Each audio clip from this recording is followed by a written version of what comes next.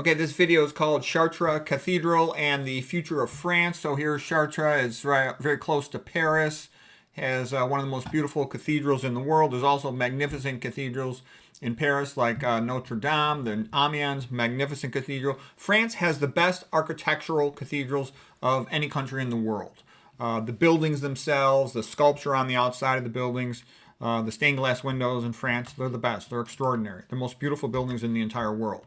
Okay, France has also been right at the center of Western civilization and Christendom, since the beginning. Here's the coronation of Charlemagne, King Charlemagne, Charles the Great in 799 by the Pope. And Charlemagne did a lot of good things. He worked with Alcuin, the scholar, and remember the Montessori's were named after Alcuin, to really increase education in Europe. And that was a great thing. And it was from Europe that the scientific method came, and one of the great pioneers of intellectual development was one of my heroes, St. Thomas Aquinas. And here's a picture of St. Thomas Aquinas before Christ. He had a vision that, I've tried, have I done well enough? I wish I could have done more. And Christ's like, yeah, you did fine. Okay, so he kind of unified what was known of Christianity and early science and the ancient Greeks and Romans, and especially he sort of made everything all work together. And Christianity is syncretic in the sense that it'll absorb what it has learned from other histories, cultures, and traditions, and it grows. That's one of the great things about it. Everyone is welcome. It's the most tolerant thing in the whole world.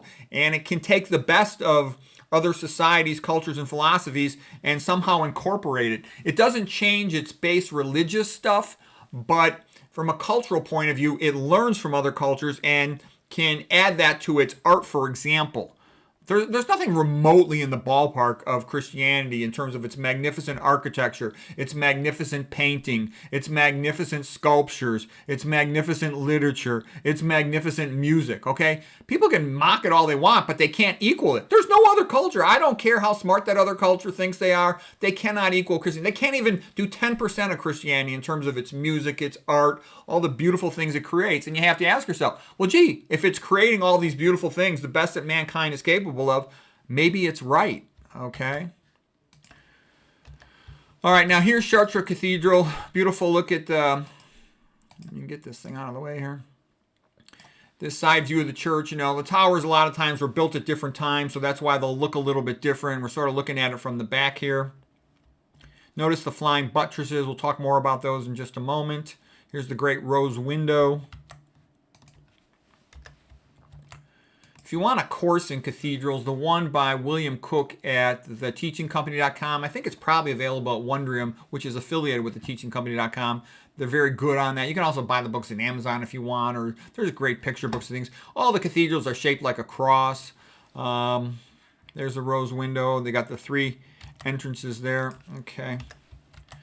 Here's just an example of one of the beautiful rose windows, all the stained glass, and all these things tell the story of the history of the church, of the saints, of the martyrs, of the apostles, of Jesu Christu, of the Virgin Mary. And, that's what I laugh is that the illiterate peasants that used to look at these pictures, they know more about Christianity than all the modern people who don't read. It's a great way to educate people with this stuff. Okay, then here, take a look at the entrance. It's just magnificent. There's Jesu Christu sitting above the main entrance of the 3 doors.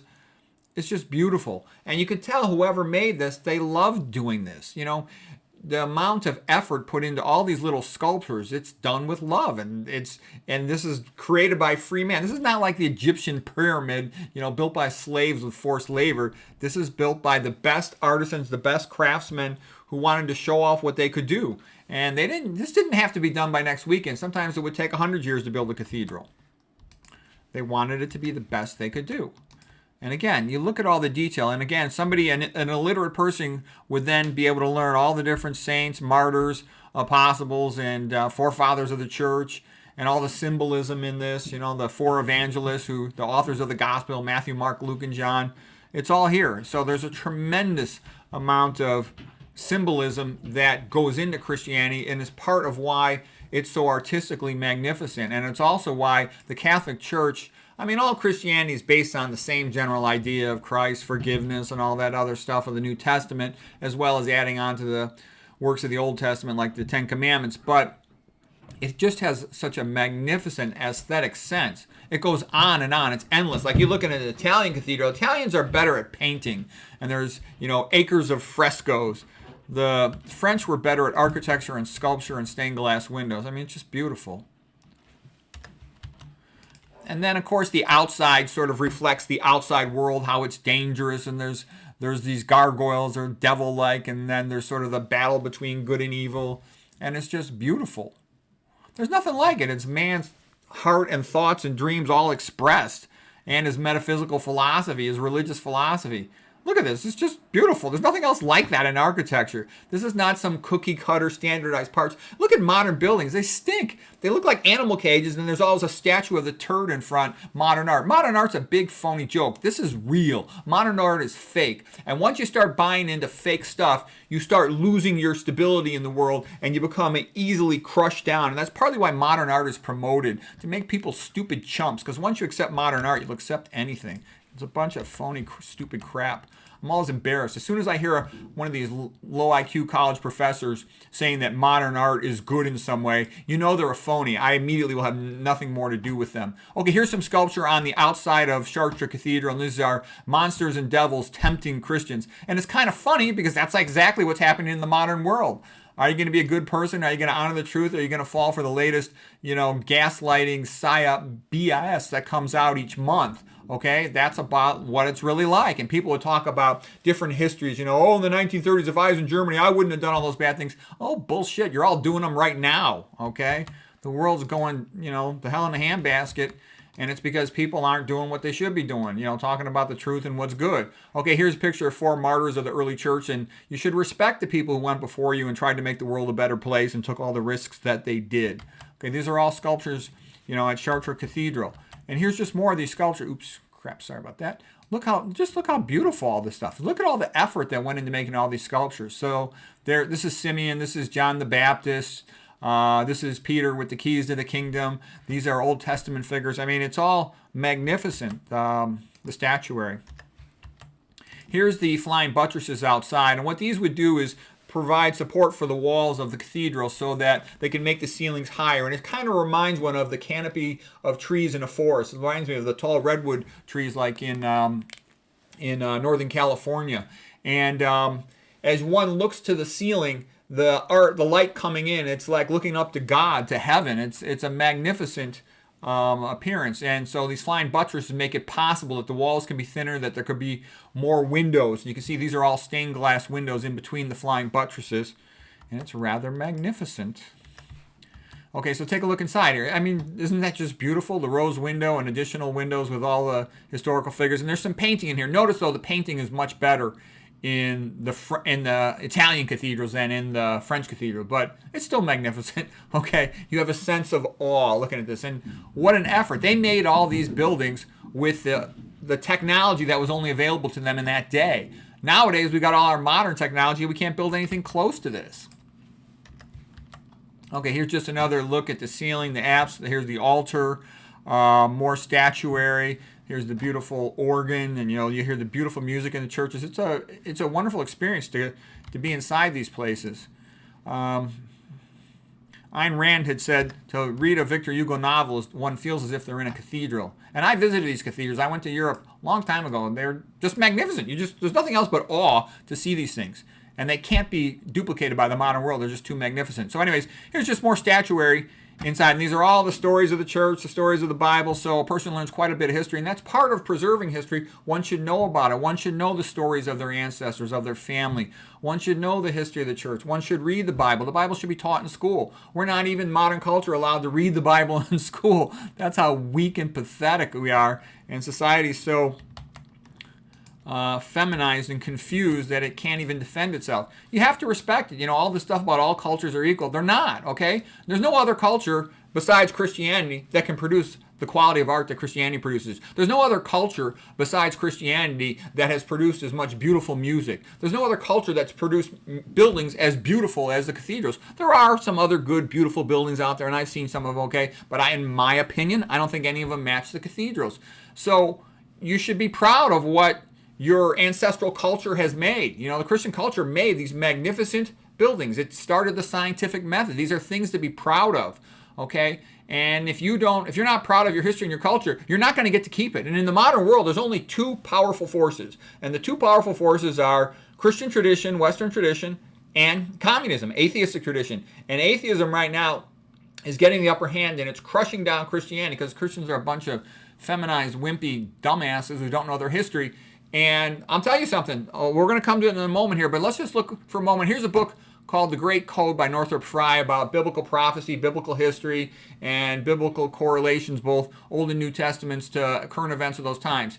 Here's some quotes by Northrop Frye, the author of this book. He says, "Art proves that examples and illustrations are more powerful than doctrines and precepts." Yeah, I'd agree with that. There's a lot to be learned from studying the art of Christian history. Okay, then the next thing for Northrop Frye, there is no alternative to Christ except Antichrist. That's reality.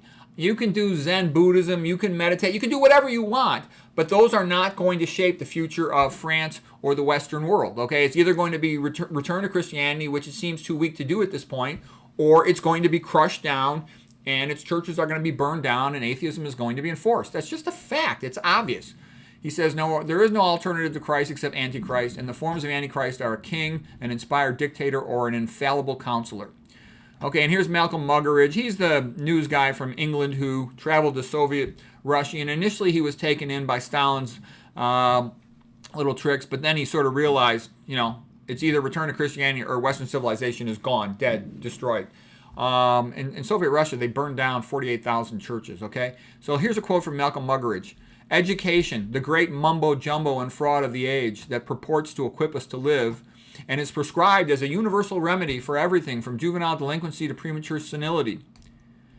He goes on, "For the most part, it only serves to enlarge stupidity, to inflate conceit, to enhance credulity, and to put those subjected to it at the mercy of brainwashers with printing presses, radio, and television at their disposal." Yeah, going to school makes people stupider, paradoxically, going to public schools. Malcolm Muggeridge continues, "It has been said that when human beings stop believing in God, they believe in nothing. The truth is much worse. They believe anything. So the final conclusion would surely be that whereas other civilizations have been brought down by attacks of barbarians from without, ours had the unique distinction of training its own destroyers at its own educational institutions and then providing them with facilities for propagating their destructive ideology far and wide, all at the public expense. Thus did Western man decide to abolish himself. This is voluntary suicide of Western society, okay? It's incredibly stupid, and it doesn't have to happen. Creating his own boredom out of his own affluence, this is Muggeridge continuing, his own vulnerability out of his own strength, his own impotence out of his own erotomania, himself blowing the trumpet that brought the walls down of his city, and having convinced himself that he was too numerous, labored with pill and scalpel to make himself fewer, until at last, having educated himself into imbecility and polluted and drugged himself into stupefaction, he keeled over a weary, battered old brontosaurus and became extinct. Malcolm Muggeridge. Okay. I read his books. They're good. Okay, so here's just a picture of, Soviet Russia in 1919. Basically, they burned down the churches and they forced the Russian Orthodox clergy to, do slave labor, okay? And don't kid yourself that that's not what's coming to other Western countries. That's what happened in Spain, back in the 1930s, the battle between Franco and the communists. Look at what's happening in France. Just recently, they burned down Notre Dame Cathedral. Now France has riots in the streets, and they're burning down building after building. They're burning down Christian bookstores. They're burning down the libraries in France. And they're going to keep on destroying buildings in France. And then take a look at this. This is one of the rioters. The rioter has been given a belt-fed machine gun weapon, okay? So somebody gave that to him, and that makes you think that this process is being supported by big money. It makes me suspect, I'm not French, but it makes me suspect that Macron probably wants this all to happen. This could not happen unless Macron wanted this to happen, macaroni, okay? And they interviewed one of the French rioters, and here's what he said. He said, we are going to rape every French woman and we are going to behead every French man. Okay, now that is not healthy immigration. Healthy immigration is somebody wants to come to a country because they want to find a job, they have some skill that perhaps is in short supply by the country, and one can gradually assimilate the immigrants and they can, provide a useful labor or job or something. That's reasonable immigration. But to just open up the country to people who don't like the country and have these types of intents, that's stupidity. And it's actually intentional destruction of the country at this point. So during all these French riots, Macron was going to Elton John concert, okay? And of course it reminds one of, Nero fiddled while Rome burned. So France is being burned down and destroyed. The home country of the greatest Christian cathedrals of all time, the most beautiful buildings of all time in the history of the world. Like we mentioned earlier, when Russia went communist in the 1900s, 48,000 Christian churches burned down. The nuns are raped. The priests are put into slavery or killed. Right now in the Ukrainian war, it's really just a massacre of Christians. They want to kill all the Ukrainian Christians, and that's what they're doing, okay? That war did not have to be dragged out. And now what's next? French Christians are being killed. They tried to disarm the French Christians, and then bring in these persons who weren't really trying to immigrate. They were trying to destroy the place.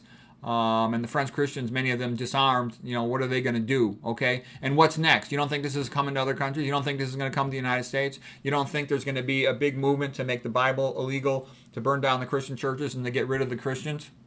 Of course this is going to happen. I mean, isn't it obvious? So, people better either, realize that this is happening and say, we don't want this, or it will happen. Okay? It's just, I hope none of this happens. I hope America stays free. There's a lot of stuff going on right now. I hope America stays free. Of course we want America to stay free.